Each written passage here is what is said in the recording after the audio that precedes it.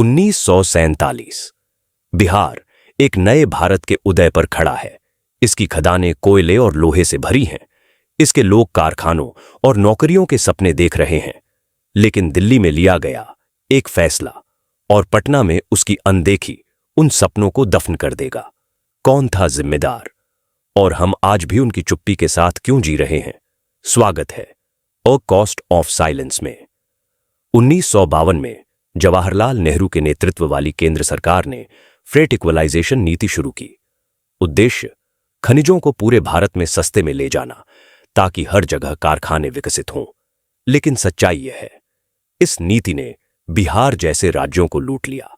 कारखानों को अब हमारी खदानों के पास लगाने की जरूरत नहीं थी।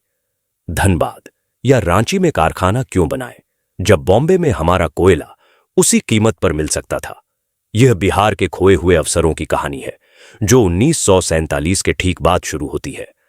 भारत आजाद था और बिहार चमकने को तैयार था। क्यों? क्योंकि उसके पास सब कुछ था। कोयला, लोहा, अभ्रक, उद्योगों के निर्माण के लिए जरूरी सामग्री। जमशेदपुर में टाटा स्टील पहले से ही वैश्विक दिग्गज था। पटना में उम्मीदों का जोश था। बिहार का नेतृत्व कर रहे थे श्री कृष्ण सिन्हा, हमारे पहले मुख्यमंत्री, एक स्वतंत्रता सेनानी जिन्हें लोग बहुत प्यार करते थे। लेकिन हीरो भी गलतियां करते हैं और केंद्र सरकार का एक फैसला जिसे बिहार के नेताओं ने चुपचाप स्वीकार कर लिया ने हमारा भविष्य बदल दिया। इसे कहते हैं फ्रेट इक्वलाइजेशन नीति। जब गुजरात और पश्चिम बंगाल उद्योग बना रहे थे, बिहार सिर्फ आपूर्तिकर्ता बनकर रह गया।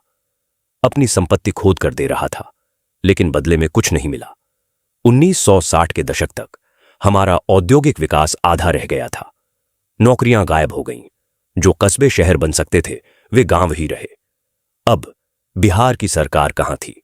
1946 से 1961 तक हमारे मुख्यमंत्री श्री कृष्ण सिन्हा जमींदारी सुधार और राज्य निर्माण में व्यस्त थे। लेकिन जब यह नीति आई तो उन्होंने पर्याप्त संघर्ष नहीं किया। उन्होंने बिहार के उद्योगों के लिए विशेष दर्जा नहीं मांगा। उनकी चुप्पी और केंद्र सरकार की अनदेखी ने हमारी प्रगति के दशकों को छीन लिया। 1950 में बिहार भारत के 15% स्टील का उत्पादन करता था। 1970 तक इसका औद्योगिक हिस्सा तेजी से गिर गया। खुद से पूछिए, अगर हमारे नेताओं ने आवाज उठाई होती तो क्या बिहार आज भारत का औद्योगिक दिल हो सकता था? राम प्रसाद से मिलिए। 1950 के दशक में धनबाद के एक खनिक के बेटे, उनके पिता ने कहा था, बेटा मेहनत से पढ़ो, तुम यहीं किसी बड़े कारखाने में काम करोगे। लेकिन जब राम बड़े हुए तो कारखाने कभी नहीं आए। वे सूरत चले गए, मजदूर बनकर, अपने घर से दूर। राम की कहानी बिहार की कहानी है। एक ऐसा राज्य जो सपनों से भरा था, लेकिन चुप्पी में लिए गए फैसलों ने उसे धोखा दिया। यही है चुप्पी की कीमत, न सिर्फ दिल्ली के नेताओं की, बल्कि हमारी अपनी सरकार की, जिसने तब आवाज नहीं उठाई जब उसकी सबसे ज्यादा जरूरत थी। लेकिन क्या यह इकलौती गलती थी या बिहार की मुश्किलों की सिर्फ शुरुआत? अगले एपिसोड में हम देखेंगे कि सरकार का अगला बड़ा वादा, जमींदारी सुधार, हमारे किसानों को कैसे निराश कर गया और कैसे एक और मुख्यमंत्री के फैसलों ने हमारा दर्द और गहरा किया। क्या आप अंदाजा लगा सकते हैं कि क्या गलत हुआ? अभी सब्सक्राइब करें, इस कहानी को हर बिहारी तक पहुंचाएं और आइए मिलकर सच का पता लगाएं। क्योंकि बिहार का अतीत सिर्फ इतिहास नहीं है, यह बताता है कि हम आज यहां क्यों हैं।